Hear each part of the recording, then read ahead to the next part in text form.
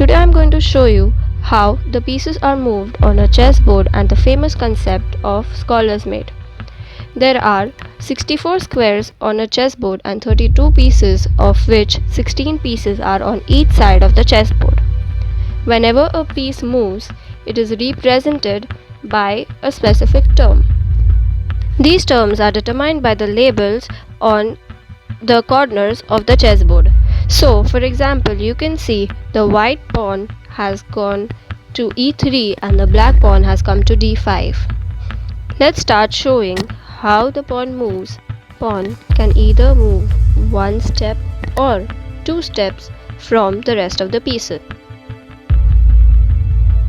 Now the bishop. The bishop moves diagonally. As you can see, the bishop moves diagonally to the left or to the right. This is the only way it can move. Now the knight. The knight moves 2.5. As you can see, it can move 2.5 on the left or on the right. And there are two knights on the chessboard. Now we are going to see the movements of the rook. The rook can move horizontally and vertically. So similarly, there are two rooks. Now we move to the most valuable piece of the chessboard, the queen. The queen has capabilities of both bishop and the rook. It can also move diagonally and move vertically and horizontally as a rook.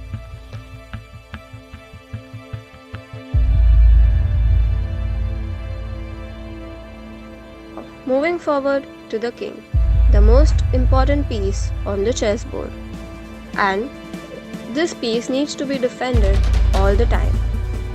The king moves only one square. It can move one square in any direction, horizontally, vertically, diagonally, backward, forward.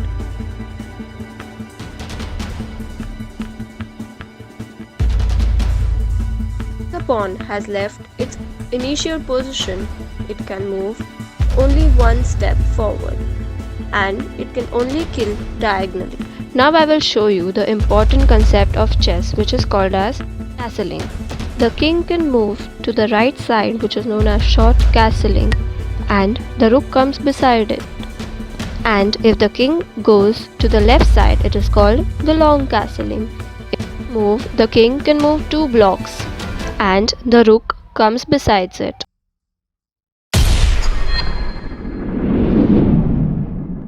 So here we are going to show you the famous concept of Scholar's Mate. Here white opens up with the pawn and similarly the opponent brings its pawn to e5. Then we take our bishop out to c4, directly threatening the pawn at f7. The opponent doesn't see the threat coming, so he plays a limp move. Then we take our queen out, directly threatening the pawn at f7. So the opponent brings its knight out, thinking he will create a tempo on me. This concept is hard to understand by the opponent.